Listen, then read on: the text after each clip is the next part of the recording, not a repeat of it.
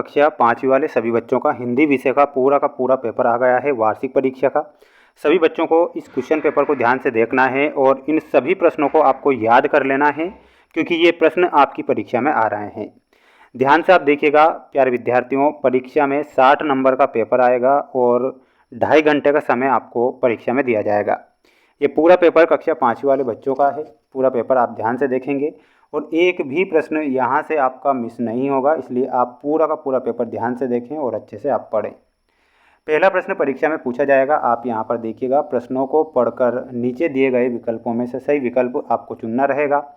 यानी कि सभी पेपर यानी कि पूरा पेपर सॉल्यूशन के साथ बताऊंगा और सभी विषय के बता दिए जाएंगे। ठीक है, तो हवा से हमें क्या क्या प्राप्त होता है, प्रश्न आपसे परीक्षा में पूछा जाएगा और ऑप्शन आपको दिए जाएंगे, भूख, प्यास, जीवन या फिर मिट्टी।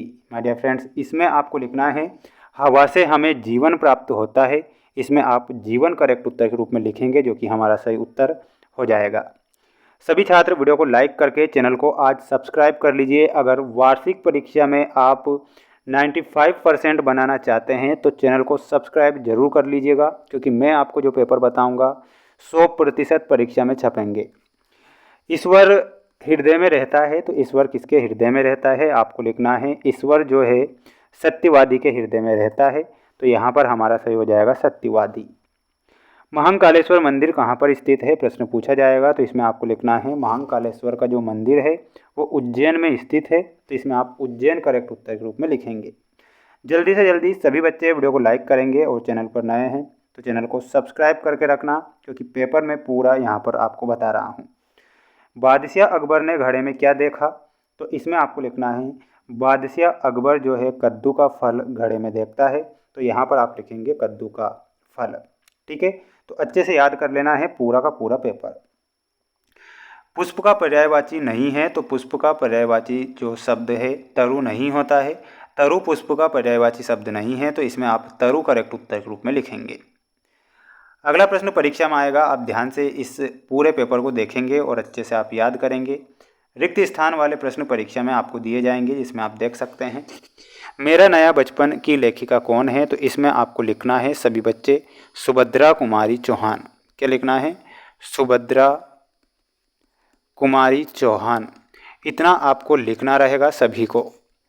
पेड़ों से हमें प्राप्त होता है, तो पेड़ों से हमें फल प्राप्त होते हैं, इसमें आप लिखेंगे फल। ईश्वर चंद्र के पिता का क्या नाम था, तो बच्चों आप लिखना इसमें ठाकुरदास ईश्वर चंद्र के पिता का नाम था, तो इसमें आप लिखेंगे ठाकुरदास। उन्नति शब्द का जो विलोम शब्द होता है, तो उन्नति शब्द का विलोम शब्द क्या होता है, इसमें आप लिखेंगे अवनति। अवनति विलोम शब्द होता है उन्नति का। नया जीवन में विशेषण क्या है, तो नया जीवन में जो विशेषण है इसमें आप लिखेंगे नया विशेषण है, तो आप नया करेक्ट उत्तर के रूप में लिखेंगे। सभी बच्चे वीडियो को लाइक करके चैनल को सब्सक्राइब कर लीजिए, क्योंकि पूरा ये पेपर मैं बता रहा हूँ जो परीक्षा में आएगा। अगला प्रश्न आएगा परीक्षा में, आप देखिएगा यहाँ पर पूछा जाएगा आपसे निम्नलिखित प्रश्नों के उत्तर लिखिए। बनवीर तलवार लेकर महल में क्यों गया था, तो इसमें आपको लिखना है बनवीर तलवार लेकर उदय सिंह को मारने गया था।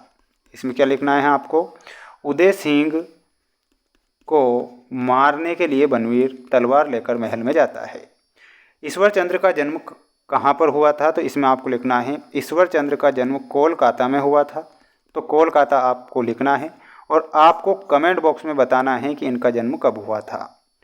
सूर्य के 3 पर्यायवाची शब्द कौन कौन से हैं, तो इसमें आप लिखेंगे रवि, दिवाकर और प्रभाकर, ये 3 पर्यायवाची हो जाएंगे। ठीक है, ता प्रत्यय जोड़कर नए शब्द बनाना है सज्जन, दयालु और मानवता में। तो सज्जन में आपको लिखना रहेगा सज्जनता, ध्यान से देखिएगा सज्जनता होगा। दयालु का दयालुता हो जाएगा, इस प्रकार आपको प्रत्यय जोड़ना है ता प्रत्यय अंत में। मानव का हो जाएगा मानवता, तो इसमें आपको क्या जोड़ना है मानवता।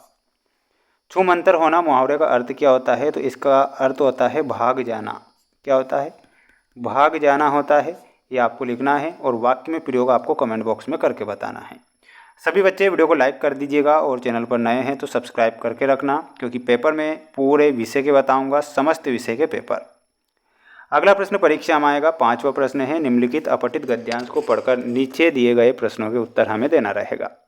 यानी कि आपसे यहाँ पर कहा गया है कि इस अपठित गद्यांश को आप पढ़िए और पढ़ने के बाद में जो ये 3 क्वेश्चन दिए गए हैं, इन तीनों क्वेश्चन के जो आंसर है आपको इसमें मिल जाएंगे। इस गद्यांश में आपको इन तीनों प्रश्नों के आंसर मिल जाएंगे और ऐसा आप यहाँ पर आंसर के रूप में लिखेंगे।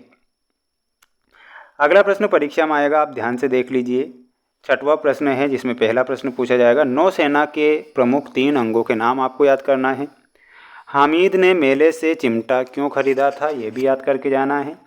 शिवाजी ने किस युद्ध प्रणाली का उपयोग किया। ईश्वर चंद्र के नाम के साथ विद्यासागर कैसे जुड़ा। रधिया लड़कियों को क्यों नहीं पढ़ाना चाहती थी। तो इन सभी प्रश्नों को आपको क्या करना है, याद करना है। ठीक है, अब अगला प्रश्न देख लो। अगला प्रश्न ये आएगा आपकी परीक्षा में और पूछा जाएगा, पुष्प ने कहाँ कहाँ नहीं चढ़ने की इच्छा व्यक्त की। पन्ना क्यों प्रसिद्ध है। पेड़ों से हमें क्या क्या मिलता है। मेरा नया बचपन कविता में कवयित्री किसको याद कर रही है। पंचमढ़ी किस लिए प्रसिद्ध है। तो इनके आंसर आपको अपनी फेयर कॉपी से याद करना है और छुट्टी की एप्लीकेशन याद आप सभी बच्चे करेंगे। ईदगाह अथवा रम्मो कल्लो कहानी का सारांश याद करके जाना है और इसके बाद आपको याद करना है एक निबंध, प्रिय त्यौहार का, प्रिय खेल, मेरा विद्यालय या फिर मेरा प्रिय पशु। ये पूरा का पूरा पेपर है जो कि मैं यहाँ पर बता चुका हूँ प्यारे विद्यार्थियों।